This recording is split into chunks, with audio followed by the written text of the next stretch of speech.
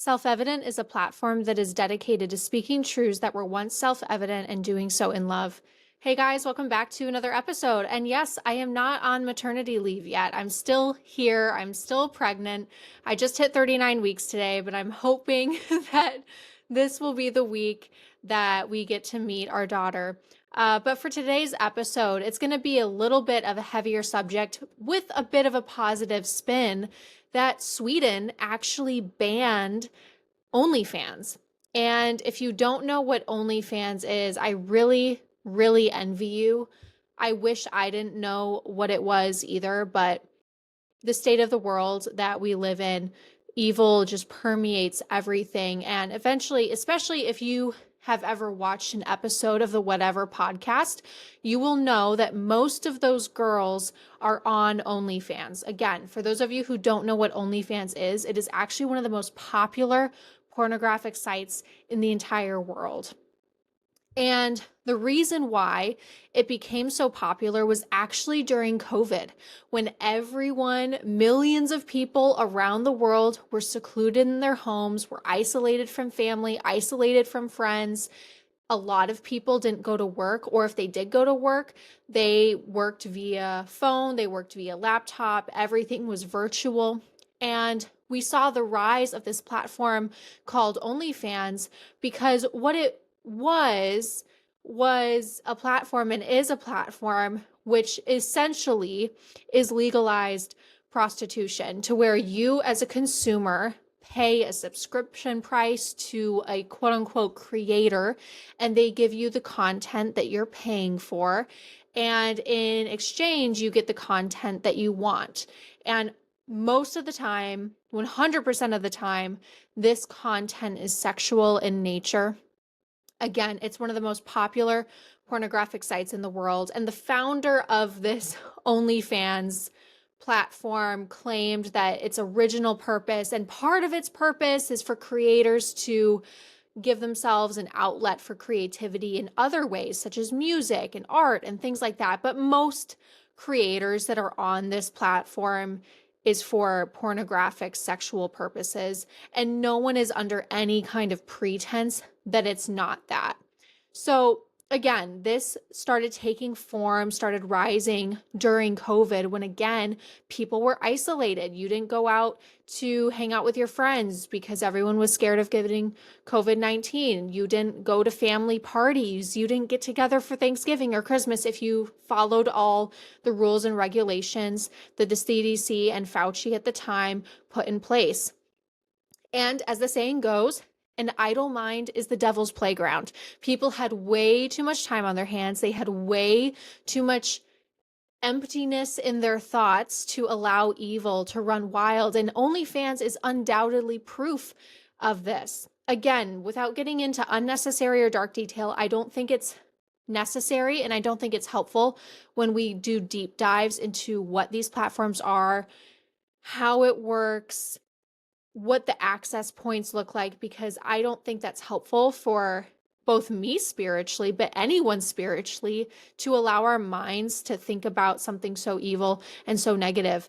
You know, Paul in the scripture says to let the things that are in the dark stay in the dark, that we shouldn't be speaking about the things that are done in secret, that there's a level of caution that we as believers need to have when it comes to how much we dive into a subject. And I know deep dives are very popular on a lot of different podcast platforms nowadays, but when it comes to a topic like this, biblically speaking, I don't think it's helpful and I don't think it's wise. So without getting into unnecessary or dark detail, the platform of OnlyFans operates on a simple business model. Again, like I said before, you pay for a service you want, and a quote unquote creator will provide your desired service at their desired price. So it's a simple quid pro quo. And this has been said before, and it will be said again, that pornography is the legal loophole for prostitution and sex trafficking. And OnlyFans, again, is undoubtedly proof of this. What is happening on this platform is virtual prostitution. That sure, you're not actually going out and paying for a physical service from a physical person. You're doing it virtually. And because it's virtual, it's somehow legal. Again, it's a legal loophole for prostitution. Not only is OnlyFans and other platforms like this. I'm specifically talking about OnlyFans because Sweden banned it, which we're going to get into. But I'm also specifically talking about OnlyFans because it is the most popular pornographic site in the world. It's even above Pornhub. I found that Pornhub was actually number 4, I believe, for pornographic sites in the world. So OnlyFans is number 1. That's why we need to talk about this, because it's become so cavalier and so popular. And so, especially if you watch the Whatever podcast, it's a very light topic for them to talk about, that they do OnlyFans and they make money from OnlyFans. And it's just like off the cuff remarks for them, when in reality, what they're doing is they're virtually prostituting themselves. So Ben Johnson of the Washington Stand notes that, quote, under the new law in Sweden, which takes effect July 1st, anyone found guilty of buying a personalized sexual act, but not those selling it. This is for people that buy it. So the consumer will face up to 1 year in prison, and anyone guilty of financially exploiting the person carrying out the sex act could face 4 years in prison. So Sweden is taking a very hard hit at this. And due to the fact that the pay-per-view makes up the majority of the revenue that OnlyFans receives, penalizing the purchaser would severely crash the platform's cash flow. So you're not crippling them entirely, because they do have other avenues of revenue. The consumer purchaser personalized acts that they're asking for, that though is the majority. There's other things that people will purchase and other subscriptions people will do, but the majority is specific consumer purchases. So the fact that Sweden is cracking down on this is very interesting. And it's also not a divided topic in Sweden. In fact, both parties, both sides of the aisle, are actually very pro banning this. Teresa Carvalho, and I hope I'm saying her name correctly, is a member of Sweden's Liberal Social Democratic Party. And she commented on the passing of this law. She said, quote, this is a new form of sex sales, and it is high time that we modernize sex sales and that we also include sales that occur remotely on digital platforms such as OnlyFans. We know that there is a dark picture behind OnlyFans performances that involve drugs, human trafficking, and abuse, as well as being a gateway to more prostitution. And she is absolutely correct in her concern that OnlyFans is a gateway to prostitution. And this is from a 2022 survey that found that almost a quarter, so 22.3%, almost a quarter of OnlyFans content creators admit to engaging in some form of in-person work, which of course is actual physical prostitution, not just virtual prostitution. So you have a quarter of these OnlyFans creators that are actually prostituting themselves in the fullest extent of the word. And not only this, but OnlyFans has been under fire multiple times for its link to child sexual abuse and sex trafficking. The National Center on Sexual Exploitation president, Dr. Marcel Vandervaart, commented, quote, that OnlyFans has faced scrutiny by police, policymakers, and the press for evidence of child sexual abuse material, sex trafficking, image-based sexual abuse, and other forms of exploitation and potential crimes. And while the NCOSE, this organization, the National Center on Sexual Exploitation, they actually called on the Justice Department over Biden and Harris's administration to investigate OnlyFans in March of 2024 over these exact issues. That not only was it leading to more prostitution, but there were heavy links to child sexual abuse material and other forms of exploitation of the content creators as well. But of course, the Biden-Harris administration did not take any action, and this is sad, but unfortunately unsurprising that they did not. However, given the change in the administrations that we have seen with now the Trump-Vance administration, and the fact that, if you don't know this, United States Senator Mike Lee, a Republican from Utah, he has recently introduced a bill called the Interstate Obscenity Definition Act, which would ban pornography under a change in definition to obscenity. So before, we had a definition of obscenity that was extremely vague, and it was said that it's not known what obscenity is, but you know what it is when you see it. So the legal definition of obscenity was very hard to pin down. So when it came to prosecuting pornography use, or when it came to prosecuting certain materials, it was very difficult to do because each state, each judge had their own definitions, and the base definition was vague at best. And so passing Mike Lee's bill would further encourage a stronger use of the word obscenity. It would encourage a better use of the word obscenity, and it would give clarity to what that means.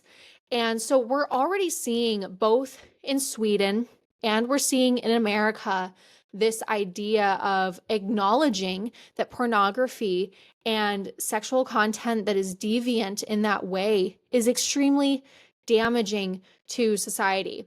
And the bill that Mike Lee has introduced says this bill will define obscenity within the Communications Act of 1934 as content that, quote, taken as a whole, appeals to the prurient interest in nudity, sex, or excretion, depicts, describes, or represents actual or simulated sexual acts with the objective intent to arouse, titillate, or gratify the sexual desires of a person, and taken as a whole, lacks serious literary, artistic, political, or scientific value. And I know that that kind of went into a little bit of gross detail of the definition of obscenity, but it's important that the definition of obscenity goes into gross detail like that, because when we have clear definitions, it's going to be so much easier to prosecute material that is blatantly against this definition. And of course, opponents of this bill are screaming sexual freedom and free speech. And yet, the reality of what pornography has done to America, specifically our children, should cause everyone to support this bill in the United States. Again, Sweden has taken steps to ban OnlyFans. America should too. And it's not banned in the complete sense of the word. It's banned in the sense that the majority of their sales through the personal consumer purchasing a specific act from a personal content creator is being banned, which is the majority of their sales. That's important. And America should follow suit in those things. And yet what we need to see, and what Mike Lee understands, the senator from the United States, is that it's not just that. It's not just the exploitation. It's not just the abuse. It's everything associated with pornography is devastating to a society. And the reality, again, of what it does to America, what it does to our children, should cause everyone to support this bill. This should not be a divided issue. This should not be Democrat versus Republican. Mike Lee should have everyone behind him on this bill. Our children are being raised in a highly sexualized and perverse society. Before the age of 18, 93% of boys, 63% of girls report being exposed to pornography. And in addition to this, the average age of first exposure is only 12 years old. You're not even a teenager yet. And the likelihood of you in America being exposed to pornography before you even hit your teenage years is unremarkably high. It's devastating. And the side effects of this exposure, especially at this young age, have been well documented. You have behavioral problems, depression, anxiety, self-harm, suicidal thoughts, sexual promiscuity, sexual activity at a young age, sexual deviation. If you look into the transgenderism, if you look into homosexual bents, that most of the time, a lot of the times, it is either a traumatic event that causes one to go in the realm of denying your own gender through transgenderism, or denying the opposite sex through homosexuality, or it's through pornography use. It's through deviant pornography that warps your brain, that warps your desires in an evil way. So we see that on the rise. Sexual activity at a young age also is linked to pornography use, difficulty in connecting in romantic relationships, less commitment to families. So you have more isolation, you have more recluseness, you have less social adaptability, you're less engaging in conversation, you're more likely to be put at sexual risk. body dissatisfaction, negative views on women's bodies, sexual harassment, both receiving sexual harassment if you're a woman and also giving sexual harassment if you're a guy, because pornography specifically targets men in a lot of ways of warping what it means to engage in a sexual activity, which is in scripture only to be in the context of a marriage covenantal relationship. It warps it to look like you're objectifying a woman, or a woman viewing pornography, you're objectifying a man. So there's increased harm. Again, like I was saying, there's sexual risk that you're taking when you're getting into in-person relationships and you're bringing that past with you and those experiences with you. Again, you're going to have difficulty in connecting in those romantic relationships because your entire view of what sexuality means has been viewed through a deviant view of it through pornography. Again, and I've already mentioned these negative views on women's bodies, increase in sexually transmitted diseases because you're going to be more sexually promiscuous according to the studies, and this leads to unwanted pregnancies, which leads to higher abortions. There's so many aspects of our society that is touched when pornography is legalized in the name of sexual freedom, in the name of free speech, in the name of, oh, you just do you do what you want, let me live my life and leave me alone. Well, that doesn't work. A moral society does not work when you have the majority of people saying you do you. That's not how a moral society works. In fact, an immoral society erupts from that thinking. Pornography is a disease and evil that must completely be eradicated. And Live Action's Lila Rose has adequately commented on this, saying that porn addiction is a crisis. It's fueling sex trafficking and child abuse. It's poisoning our kids. It's aiding a vicious cycle of abuse. It's time to enforce obscenity laws against porn. And I could not agree more. The availability, in fact, of pornography has fueled sex trafficking and child abuse. Social media is one of the most dangerous inroads into getting into a pornography addiction.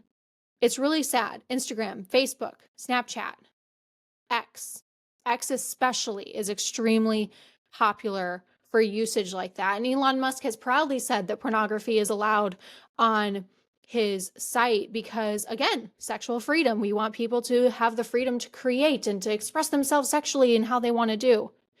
And again, like I was saying, a moral society can't operate under a mindset like that. It's impossible. We need rules. We need regulation. We need children to be protected. Unbound Now is an organization that is dedicated to ending human trafficking and exploitation. And there are some shocking, stomach-churning facts regarding the link that pornography has to sex trafficking. And I'll just read this for you. Quote, a 2010 research study analyzing 50 popular porn films found that out of 304 scenes, 88% depicted physical violence and 49% depicted verbal aggression. Pornography is in such high demand because viewers, including sex traffickers, wish to act out what they observe in scenes. Traffickers gather ideas from porn and force victims to watch so they know what is expected of them. Scenes depicting physical and verbal aggression lead to worse abuse towards victims. Pornography blurs the line between consensual and non-consensual acts, and viewers often cannot distinguish between the two. We may not often consider whether actors have given fair and complete consent to the terms and whether or not they were told specifically what they were expected to do. Consent gained by manipulation is not consent. Another problem that arises is the continued exploitation of victims online even after they leave the industry. If they were trafficked, the exploitation continues to make a profit through repeated views. And United States Representative Mary Miller from Illinois voiced her support for the passage of this bill, and this is what she said, quote, the Interstate Obscenity Definition Act equips law enforcement with the tools they need to target and remove obscene material from the internet, which is alarmingly destructive and far outside the bounds of protected free speech under the Constitution. I'm proud to lead this effort in the House with Senator Lee to safeguard American families and ensure this dangerous material is kept out of our homes and off of our screens. I, again, could not agree more. Pornography is an evil, it's a cancer that has to be eradicated, and it's awesome to see that Sweden has started to take steps towards that through the banning of the majority of an app that is the most consumed app in the entire world, that being OnlyFans. And America 100% needs to follow suit in the banning of OnlyFans. Any society that either supports or allows through, again, vague obscenity definitions, vague ideas of morality, what's allowed to be purchased, what's allowed to be viewed, what isn't allowed to be viewed. Any society that either supports or allows the degrading objectification of human beings, again, that are made in the image of God, Genesis 1:27, is a society that cannot stand. We are image bearers.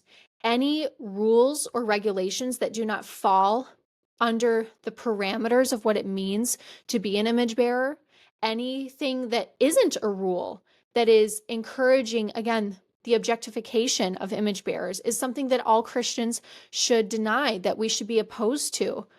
We need to support this bill with every ounce of our being. We need this bill to be passed so that our children can be more safe, so that our screens can be more safe, so that our content can be more wholesome.